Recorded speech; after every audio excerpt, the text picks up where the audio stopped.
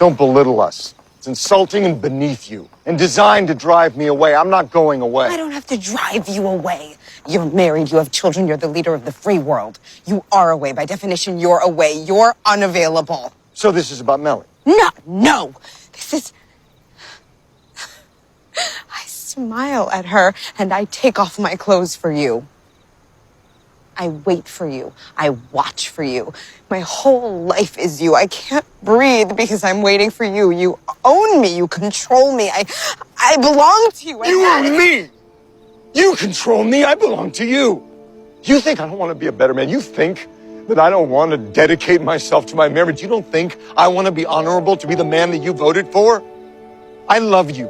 I'm in love with you. You're the love of my life. My every feeling is controlled by the look on your face. All right, so I know a lot of you have been wondering where I have been.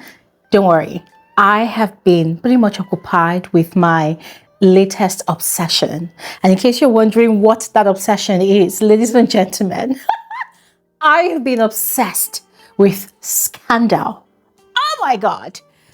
Oh my God. Listen, I know I am late to the party. Guys, I know I am late to the party. I know a lot of you finished watching it since, is it 2018 or when? Guys, I don't know. But this show has completely sucked up all of my emotions, all of my energy. It's a lot. It's intense. And most of all, my favorite aspect of the show is the Olivia Pope and Fitz Grant's romance. My own version of adult fairy tale. Adult never happy ever after, because those two, 1 minute they're good, the next minute they're fighting. Olivia is always the one picking up a fight with Fitz. Guys, it's a lot. And you know what's even crazier? The TikTok algorithm has been tormenting me with clips of these two people on that platform. I think for the past 2 years, I've been seeing clips about these two people, and I've just been ignoring it because I'm like, oh my God, I am too busy to, get involved in any TV series now, because the annoying part is sometimes they never ever end. They just keep on going on and on and on. I'm too busy to get emotionally invested. But then there was one particular clip that caught my attention, that literally held me on chokehold. It was the scene. It was a scene between Olivia and Fitz where they were in the presidential garden, and they were both angrily, or should I say fiercely, declaring their love and affection, and most of all, obsession with each other. And Fitz, there was a line that Fitz said where he said, I think he said, your face, is it the expression of your face commands me? I'm like, what? I wait for you. I watch for you. My whole life is you. I can't breathe because I'm waiting for you. You own me. You control me. I belong to you. You own me. You control me. I belong to you. You think I don't want to be a better man? You think that I don't want to dedicate myself to my marriage? You don't think I want to be honorable, to be the man that you voted for? I love you. I'm in love with you. You're the love of my life. My every feeling is controlled by the look on your face. I can't breathe without you. I can't sleep without you. I wait for you. I watch for you. I exist for you. The intensity of those words, the depth of those words. And guys, I am a sucker for such intense and insane dialogues in TV series, in movies. I studied English and literature, so whenever I come across a movie or a TV series that actually comes with very beautiful lines for dialogues, right, I love it and I really want to get into it. So that particular presidential garden scene, caught my attention. That scene held me on chokehold. And so I started checking. I started searching, started finding, just doing a lot of research about where that particular scene was coming from. Is it coming from a movie? Is it coming from a TV series? And then lo and behold, I stumbled on a whole page that was literally dedicated to these two people's romance from the movie. And that was where I discovered that this TV show that I had been searching for was actually called Scandal by Shonda Rhimes. Guys, listen, I almost went bonkers. And ever since I started watching, my life has never remained the same. My life has never remained the same.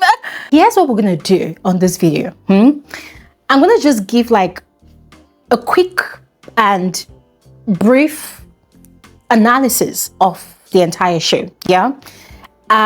Usually for TV shows, TV series, I would analyze scene by scene, episode by episode, but that will not be possible with Scandal because this show, this TV series has over 100 episodes. It got 7 seasons with, I think, yeah, if I'm not mistaken, over 100 episodes, and that's a lot. That is a lot. And there was just so much going on, on the show, aside the main plot being the forbidden, the abominable love story between Olivia and Fitz. There were so many other, sub-stories attached to their story. So it makes it very, very robust and filled with so many plots and so many talking points as well. So I'm not going to bore you with a scene by scene or episode by episode analysis, right? So I'm just going to do like a general analysis of it all. If you have watched it already, please engage in the comment section below. I would love to know your favorite scenes, your favorite characters, your favorite cast members, your favorite Olivia and Fitz moment, because that is actually a thing. These people actually have pages, accounts dedicated to them only on social media. And we're talking about years later after the TV series ended. Yeah, I think it ended over like 5 years ago or 7 years ago, if I am not mistaken. So we're just gonna get into the video right now, all right? And oh my God, I forgot to introduce myself. You're welcome.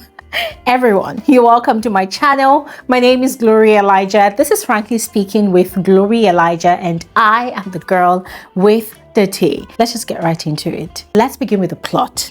So the plot revolves around the very extremely scandalous affair between the President of the United States and his former chief press secretary, who wasn't just his chief press secretary, but also his chief campaign officer. I think that is what she was at the time. Yes, she was in charge of his campaign from being a governor to becoming president of the United States, and she definitely went all out to ensure that he got that position. Yes, but the most interesting part about their relationship is the fact that the President of the United States was not single or available.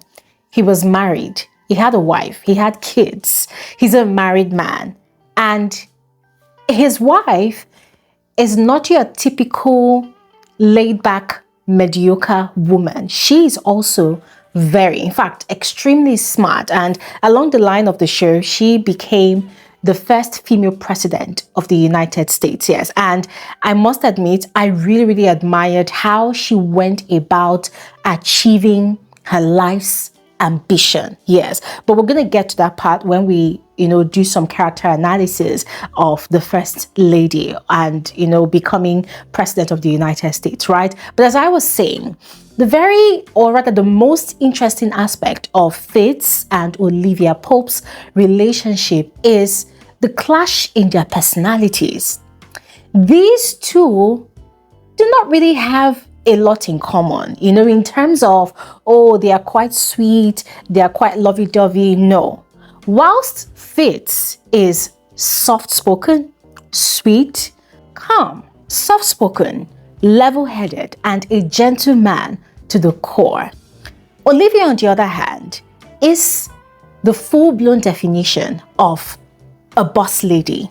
She is a boss lady. She is very bossy. She loves to be in charge. She loves to be in control. She loves power. She loves power. She's independent, loves her freedom to the T. Yeah. She loves to give orders, does not enjoy receiving orders from people, but loves to be the one giving the orders.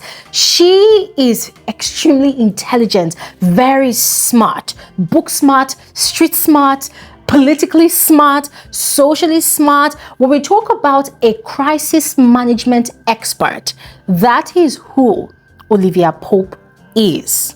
A woman that controls the high and mighty. She has her ways of doing it. She has her ways of getting information to use against people or for people. Olivia is a chief manipulator, a chief blackmailer. She knows her way around any circle, be it a social circle or a non-social circle. Olivia is powerful in every sense of the word.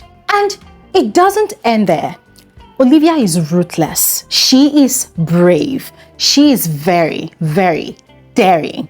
Every single step that Olivia takes is her taking the bull by the horns, consistently trying to prove herself in her field, in the whole of America, that, listen, even though it looks like this is a male-dominated society, I, as a black woman, can stand tall above all of you. And she consistently does that back to back. Yes, but in all of this, Olivia is a softie at heart. She's a softie. A lot of times you can easily, catch her blind spots, right? But at the end of the day, she always has a way of navigating her way around issues. Yes, and that is because she is a crisis management expert. And to do her job efficiently and effectively, she had to sort of create like a shield, around her emotions so as not to be easily swayed by people's opinion. And one thing I really love about her is she's a professional to the core. A professional to the core. She's a type of manager, crisis manager, that it doesn't matter if her client is the predator or if her client murdered someone. Olivia is a cleanup specialist. She and her team of gladiators. So when you compare the president's personality to Olivia's personality, guys, these two people are complete opposites. But the way they are attracted to each other, oh my goodness, guys, the attraction is electrifying. It burns. They cannot resist each other. They clash a lot, but as much as they clash, that is also as much as their love burns when they come together. It is insane, to the point that they do not really care, not even about the president's wife. As I mentioned before, Olivia loves control. She loves to be in charge of any and everybody, even the president of the United States of America. And anybody that watched Scandal from the first episode of the season to the last episode of the season can easily see and tell that the entire 8 years that Fitz Grant served his country, Olivia was more of the puppet master, pulling the strings of most, in fact, should I say most? Let's say all of his decisions that he made from that office. Guys, it was just insane the way she knew how to get into his head. Olivia had Fitz wrapped around her tiny little fingers, and Fitz knew that Olivia was in charge of him, his emotions, his senses. At some point, I was worried for the president, like, dude, you have a whole nation to serve, to lead.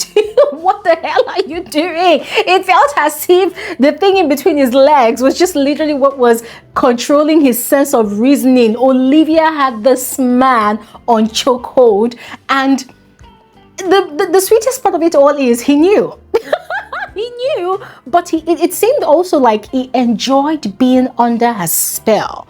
Fitz Grant was obsessed with Olivia. Olivia too was sort of obsessed with him, but as I mentioned before as well, she knew how to hide it. She knew how to shield herself from anything that would easily give it away that she was also obsessed with this man. But that was also the part that her obsession, or let's say her love for him, constantly clashed with her life's goals, her ambition. Olivia's ambitions has always been to rule the free nation, that is America. But she doesn't necessarily want to be president. Instead, she wants to be the one controlling the president. And that was what she did for the entire 8 years of Fitz's presidency.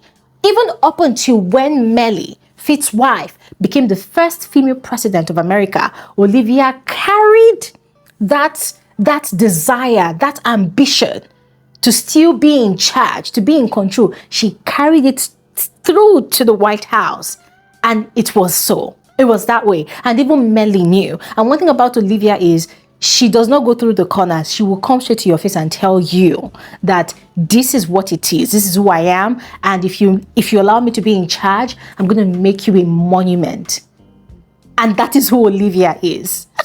And that is what makes me love her character in the series. Now, quickly moving on to Mellie, the president's wife, the first lady of the United States of America.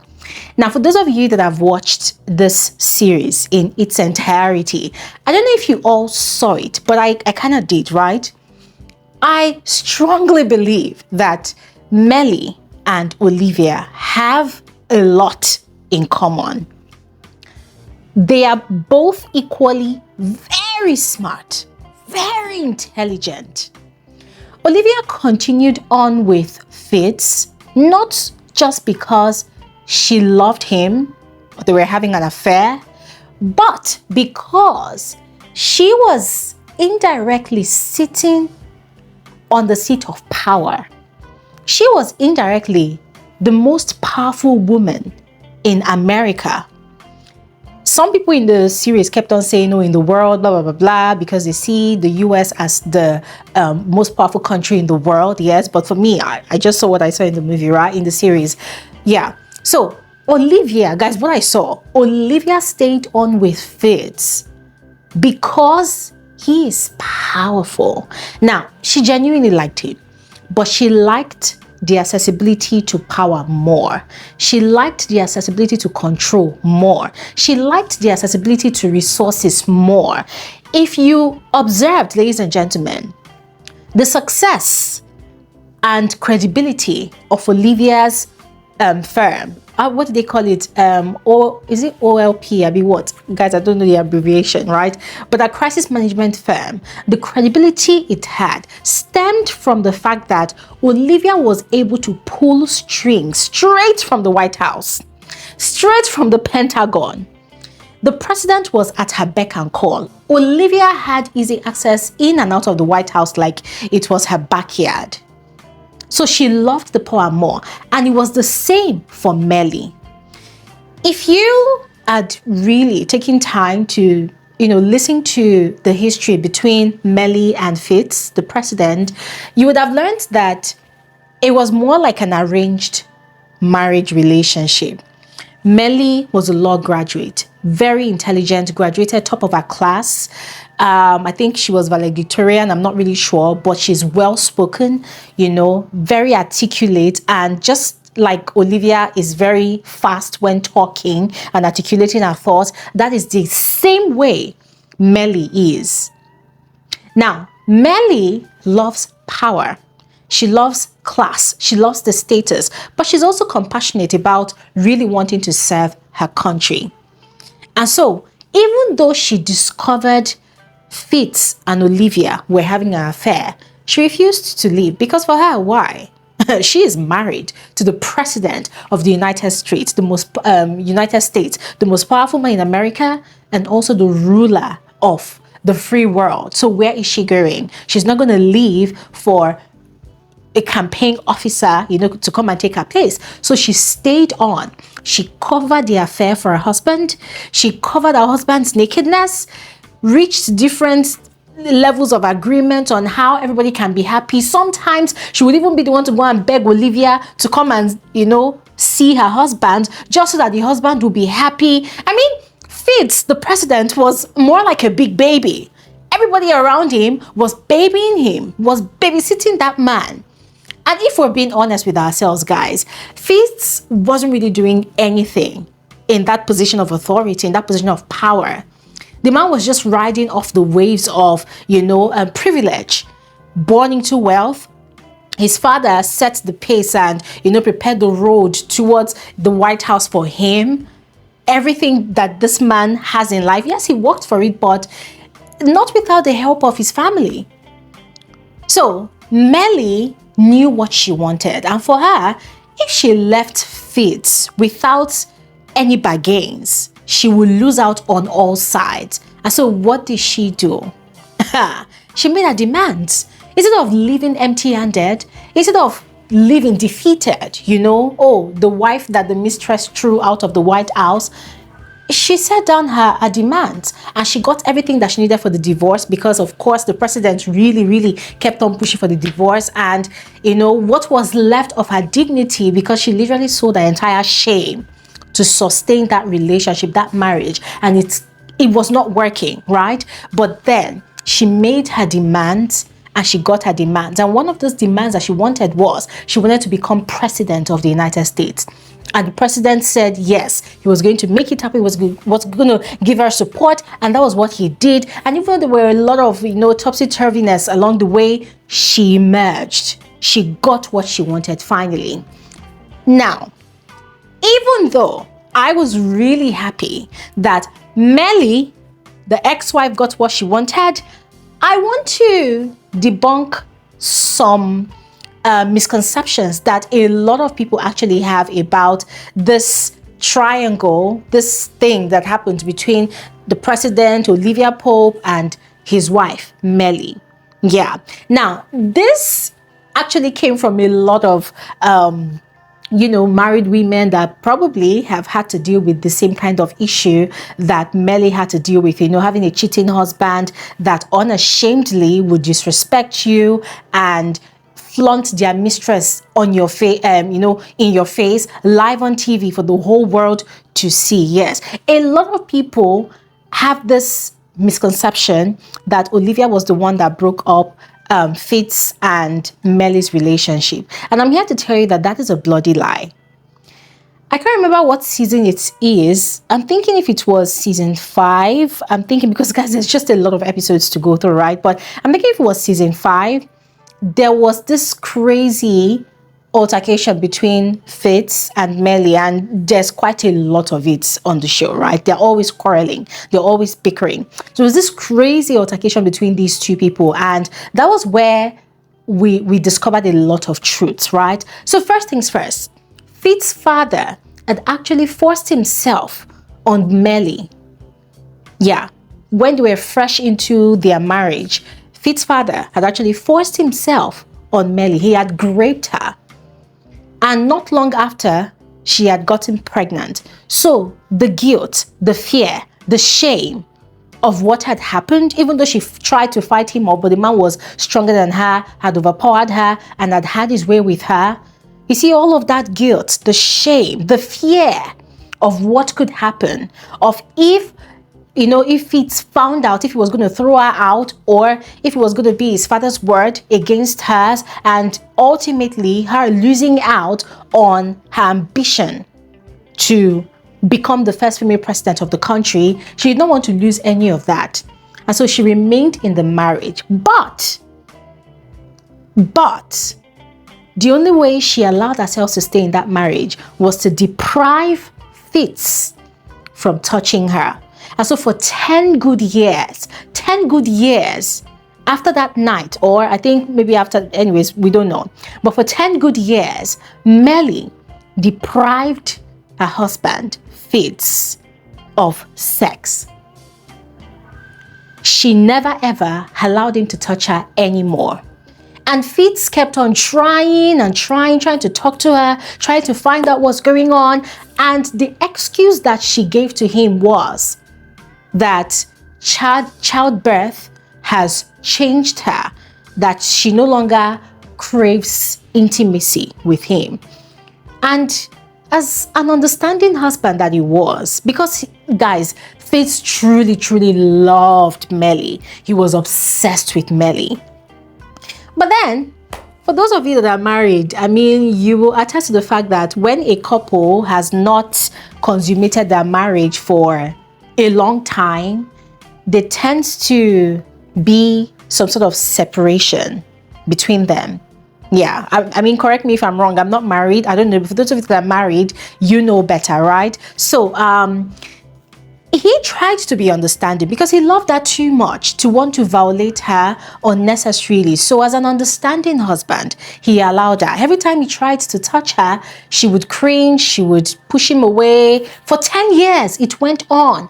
10 good years. And these people were newly married at that point in time. And so the man was starved. No action in bed, no intimacy, nothing, until he met Olivia Pope. And there was an attraction. And then sparks were flying. He was vulnerable. And what do you expect? Well, a starving man, a thirsty man, a man who has been deprived of intimacy for 10 years, he found somewhere to release all of that pent-up frustrations and emotion and all of that libido that he had not used for years, and fell madly in love with Olivia Pope. I know this is quite controversial. A lot of you might not agree with me. A lot of you are probably going to be arguing that, it doesn't really matter. That was an issue between the couple, the president, Fitz Grant, and his wife, Mellie. Yes, Olivia should not have involved herself. She knew he was married. Why did blah, blah, blah, blah. Ladies and gentlemen, I am not a moral coach. I am not going to sit here and tell you, oh my God, this is who is right and this is who was wrong. I don't know. I just thought I should explain to those people that are still arguing to this day that Olivia was the one that actually broke up the marriage relationship between Fitz and Mellie, that it wasn't Olivia. It was Fitz's father. Yes, it was Fitz's father. Whatever happened between Mellie and his dad, it was not Mellie's fault. It was Fitz's dad that raped Mellie. And I totally understood the trauma that she had to go through. And the thing about trauma is you cannot dictate to a victim, how long they should grieve for. You cannot dictate to a victim how long they should feel miserable for. No, you cannot, because they are the victims. It wasn't you that their experience happened to. They were the ones that actually experienced whatever happened to them. And for Mellie, it lasted for a long time. It took over 10 years. It was when she saw that Fitz, her husband, the president, had started chasing after another woman that she started trying to fight for her marriage. All this while, she was not fighting for her marriage. She had given up on her marriage. And as I said before, what she was fighting for, aiming for at that point in time was the White House. Her status as First Lady of the United States and her ambition to become the first female president of the country. So, the good news is, thanks to Olivia's aid as her campaign manager, she achieved that dream, that ambition, but at the cost of her marriage. So first, even though it was Fitz's father's fault that she became who she was in that marriage, it was in a way also her fault because she did not talk to her husband about it until things became irreparable between them in the White House before she started trying, to make amends, trying to get him back into bed with her. But at that point in time, the man was no longer interested. And both of them knew that the fire was dead in their marriage. So I just wanted to put this out there so that everybody has this understanding, because I'm sick and tired of seeing certain arguments here and there that, Olivia was a homebreaker, or Olivia did this and that, whatever, yeah? But I'm going to stop talking. But I don't know what your thoughts are, ladies and gentlemen. This video has become really lengthy, and I did not intend for it to be too lengthy. So I'm going to have to do a part 2 of the Scandal series, my analysis of the Scandal series, all right? Because at this point, I just realized that there's still a lot of things that I'm yet to talk about. There are certain key characters on the show that I really loved, that I really want to talk about. So there's going to be a part 2 of this video, right? And then there's going to be a part 3. But I'm not going to be posting it on this channel. I'm going to be posting it on my second channel, Simply Glory Elijah, where I'm going to analyze the triangle between Olivia, the president, and Jake. Yeah. But in the meantime, this is where I stop talking. I look forward to hearing from all of you. So please go ahead. Let me know your thoughts in the comment section below. What did you think about the relationship between Olivia Pope, Mellie, and Mellie's husband, the president? Share in the comment section below. And also your overall thought your thoughts about the show in general. English. Guys, just go ahead and share your feedbacks in the comment section below. I'll see you guys on my next episode. Thank you so much for watching. Enjoy the rest of your day and have a fantastic time out. Bye.